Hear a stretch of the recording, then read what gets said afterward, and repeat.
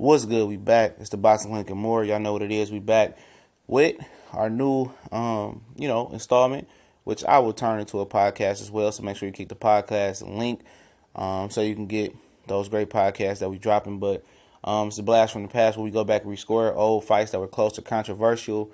I was gonna do Hopkins and Winky White, or Spinks and Jermaine Taylor. But I end up, deciding to do this. And make sure you click go to the description and click the Boxing Clinic's Facebook page link, like it there. And I might put some polls up, each week to see which fight you guys want rescored, and we go back and review it. But this fight took place in San Antonio at the Alamo Dome.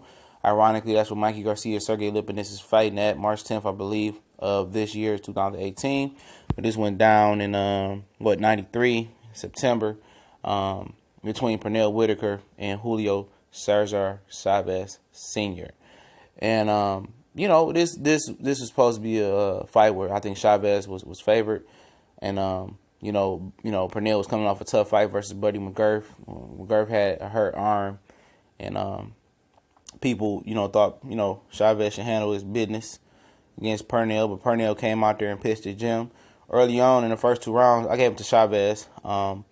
I just thought that he was closing the distance. He was ripping the body. And when you close the distance and come forward and you show ring generalship and it's effective coming forward, I got to score it for you. He landed harder shots. But, after those first two rounds of doing good work, it seems that Pernell Whitaker adapted. He made adjustments. And the southpaw took away Chávez Sr.'s best weapon, which was the left hook, where in pass he liked to double it up, triple it up. And he took that away, and not only did he take that away, he pretty much took that jab away, and he took his combination punches away. And, when he did all that, he didn't do all that in the third round, but round by round, when Chávez tried to make his adjustments, Pernell made adjustments right with him. He didn't wait no more, and Pernell was just low. You look on the inside, Pernell dominated him on the inside. Chávez was doing the holding. Pernell was ripping the body. He was coming in with the uppercut. He was falling in with the straight left. I mean, he had a variety of ways of dealing with Chávez on the inside. And when Chávez did close the distance outside those first two rounds, Pernell would use his right shoulder and bounce and bulldoze in and smother Chávez Jr. and then work. Or he'd bulldoze in with the right shoulder like he about to come in with the right, and then he'd fall in with an uppercut or the straight left. And he was very methodical in taking apart Chávez Sr. Chávez Sr. could never just cut the ring off. He couldn't close that distance on Pernell Whitaker. Pernell was a master of footwork and defense. And, this was just the mythical gem. You don't see two all-time greats, in a fight of this magnitude, and one guy just totally dominates another guy who was 87-0 and who should have really took that L right there. Pernell just, totally dominated this guy down the stretch. My scorecard gonna be shown in the end, and this was his face. He couldn't believe it, but at the end of the day, people talking about corruption in boxing today and act like, oh, the corruption is so bad. The corruption in boxing has always been bad.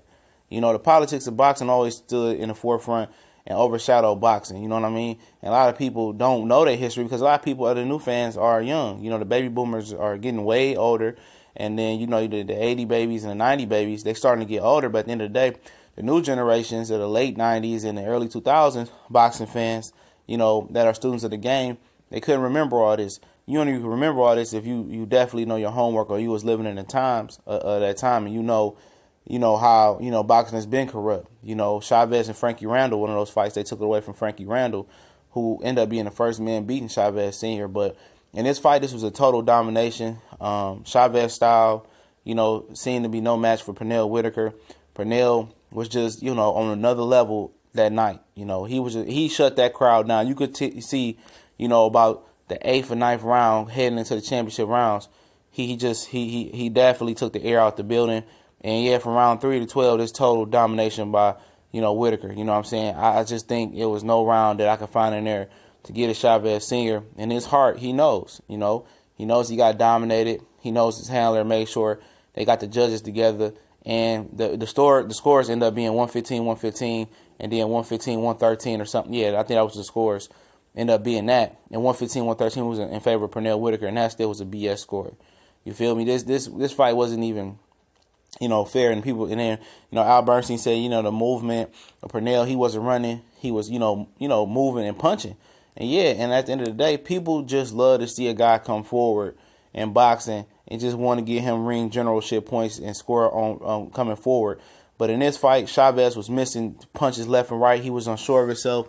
And just like I say all the time, just because you're moving forward don't mean you dominating the fight. I've seen people move backwards and punch and whoop on people. You know what I'm saying? You can move backwards and win a fight. And that's one of the most, dumbest notions in boxing that I've heard. And that you usually get that from a Mexican, fan or a fan that loves aggressive fighters because, they want to see brawls. And that's how, the casual public perceives Mexican style. And the casual fans, they want to see brawls and they want to see, stuff of that nature. But Sweet Pea didn't disappoint.